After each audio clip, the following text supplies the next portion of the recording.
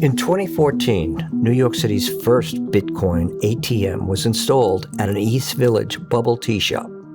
This marked a new era in financial fraud. As the landscape of fraud changed, we saw so much was going to the dark web, and we saw Bitcoin machines popping up around the city. That's retired Deputy Inspector Christopher Flanagan, who recently left the job. Before he retired, he was in charge of NYPD's Financial Crimes Task Force. The Financial Crimes Task Force investigates crimes like identity theft and bank fraud.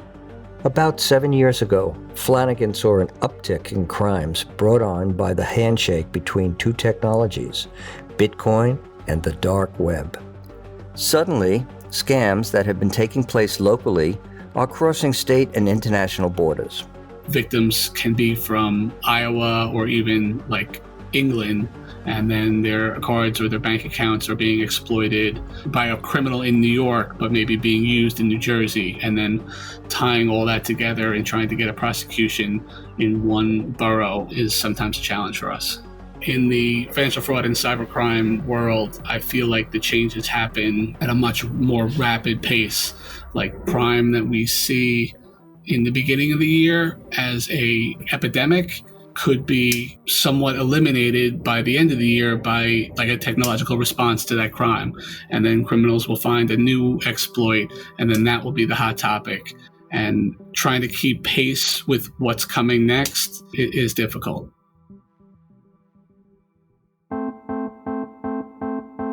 I'm Detective Sergeant Wally Zions, and this is Breaking the Case, a podcast series written and produced by NYPD Studios and supported by the New York City Police Foundation.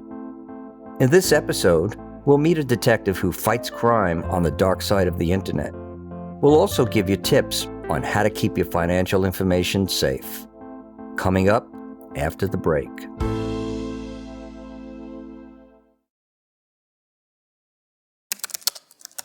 I could type in, let's say, cocaine. I could type in, digital accounts of banks, or I could type in services, and you can get results of what you're searching for. That's Detective Anthony Napoli, NYPD's dark web specialist on the Financial Crimes Task Force. He says that just like retailers in real life, dark web sellers take pride in the quality of their services. These vendors want your money. These vendors want you to buy their product. They want you to buy their service. So these targets and these vendors have ratings. They have negative reviews. They have positive reviews. They will actually, promote themselves. I did such and such, or I was this vendor on a different market. Check out my reviews. I'm a 5-star service. It's all about reputation. And these guys, they'll sell anything. They want you to buy heroin laced with fentanyl from them. They want you to buy child porn through them. So it's a big marketplace based on reputation and, keeping your customers happy. Before we talk about crime on the dark web, it's important to understand its history. About 25 years ago, the United States Navy developed an encrypted cyber network for the transmission of classified information called Tor, T-O-R, which is an acronym for the Onion Router. Tor developed into an open source project promoted by human rights organizations and other nonprofits. Its creators believed Internet users should have private access to an uncensored web. Today, the dark web is also used by governments, whistleblowers, and citizens living in countries that suppress free speech. In fact, most news publications and social media sites have Tor websites. To get a sense of the scale, imagine that the web is a huge iceberg. The top of the iceberg that's protruding from the water is anything that we could all get on our phones, on our tablets, on our computers. Detective Napoli is talking about the public internet, also known as the clear web. All pages indexed on search engines and accessed by common web browsers make up just 10% of the web. The majority of the iceberg is underneath the water, and that's where we have websites that are protected by firewalls and password logins. This network is known as the deep web. Whenever you log into a website to look at your private banking or medical records, you're on the deep web. Then below the very bottom of the iceberg is the dark web, and that's based off of the Tor browser. It's a .onion sites. Most, not all, dark web sites have a .onion instead of a .com as a URL. The majority of the transactions there involve the illegal exchange of goods and services.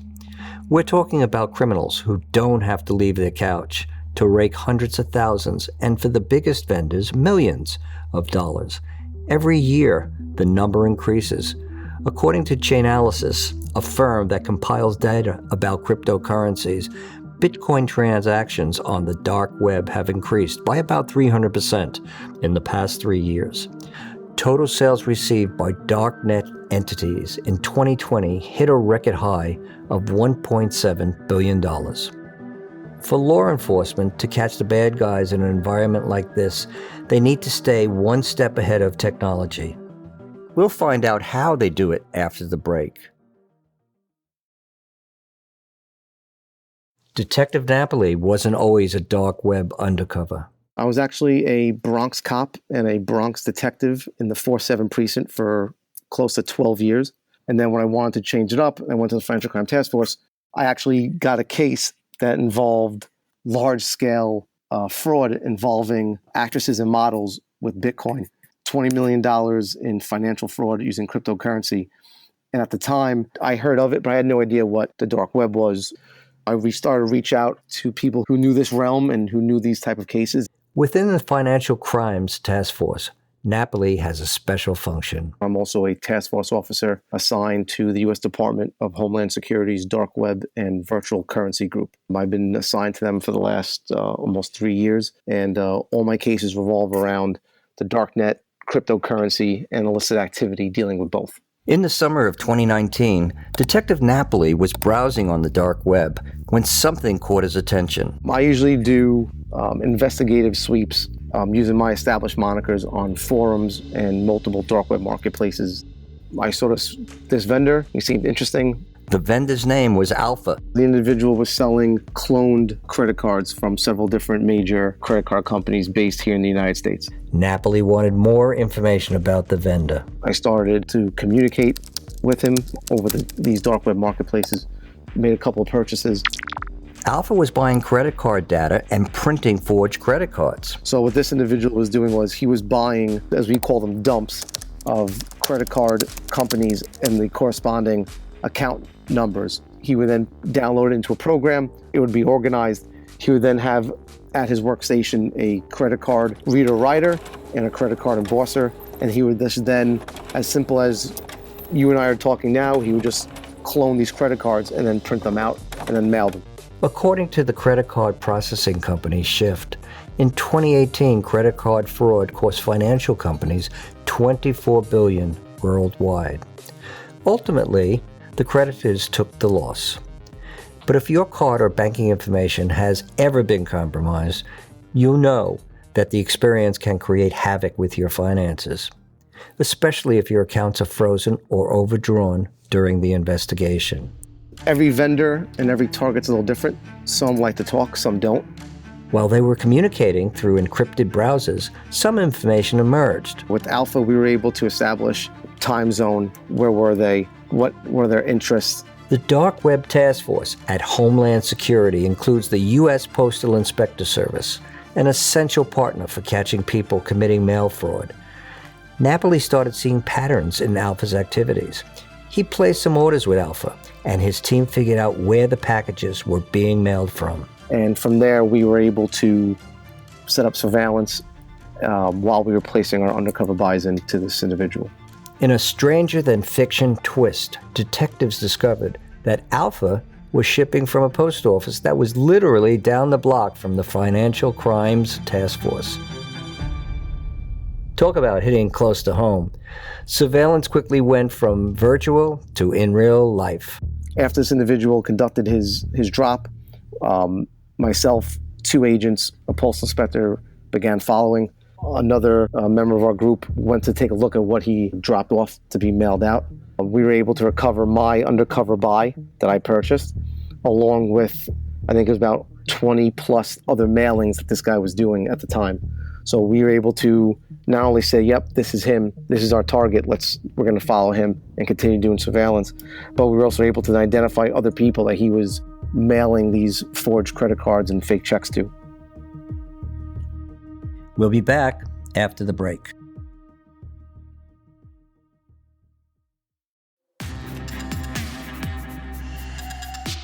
While undercovers were tracking Alpha's every move, more details came out about his digital footprint.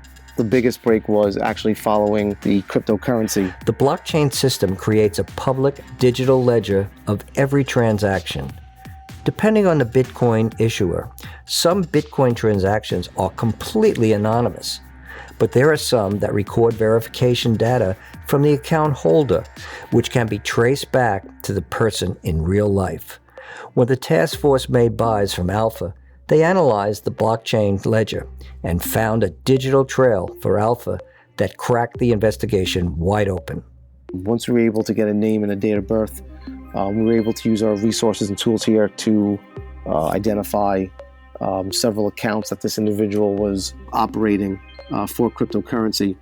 And then from there, we were actually able to de-anonymize not only the target, but his accounts and his Bitcoin wallet addresses.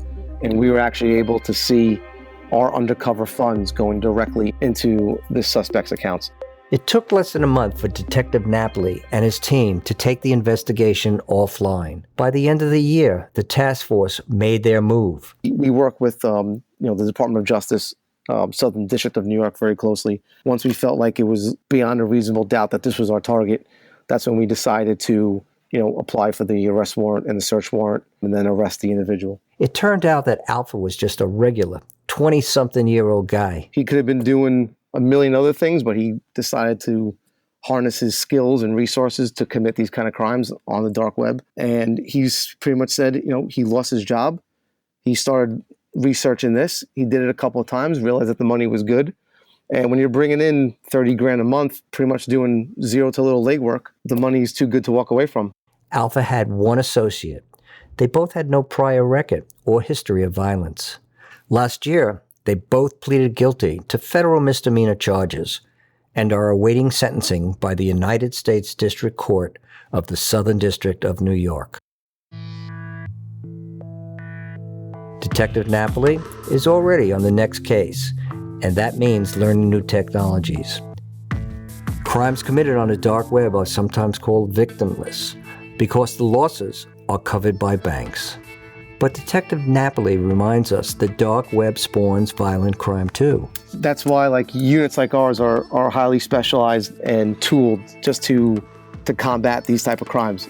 It's human smuggling, it's drug trafficking, it's arms dealing, it's murder. This is all just evolving now as technology evolves. These criminals evolve, and we have to be able to evolve with it. As long as we're on the grid, each and every one of us are susceptible to financial fraud.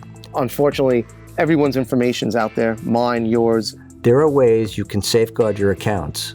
Again, here's retired Deputy Inspector Christopher Flanagan, formerly of the Financial Crimes Task Force.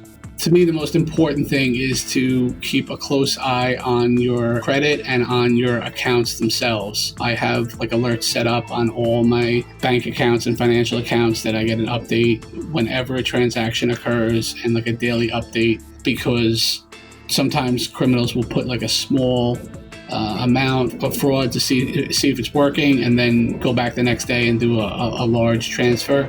If you don't catch fraud occurring on one of your accounts for months, it's possible the banks would not reimburse you for that money. They feel you have an obligation to inform the banks of unauthorized transactions. So knowing what's going on with all your accounts is critical. One place where that type of scenario occurs, home equity line of credit. People don't use those accounts very often. They're not keeping an eye on them every day. And that's where criminals can get access to a large amount of money, and you might not notice for several months. And if you're not doing this already, by federal law, you're entitled to one free credit report a year from each credit reporting company. You wouldn't leave your wallet unattended, so do what you can to keep an eye on your financial accounts. Breaking the Case is written and produced by NYPD Studios and supported by the New York City Police Foundation. Subscribe to Breaking the Case for a new episode every other Thursday in Season 2. If you like our show, please consider giving it 5 stars and recommending it to your friends. And follow the NYPD on Twitter, Facebook, and Instagram. I'm Detective Sergeant Wally Zients. Thanks for listening. Until next time, be safe.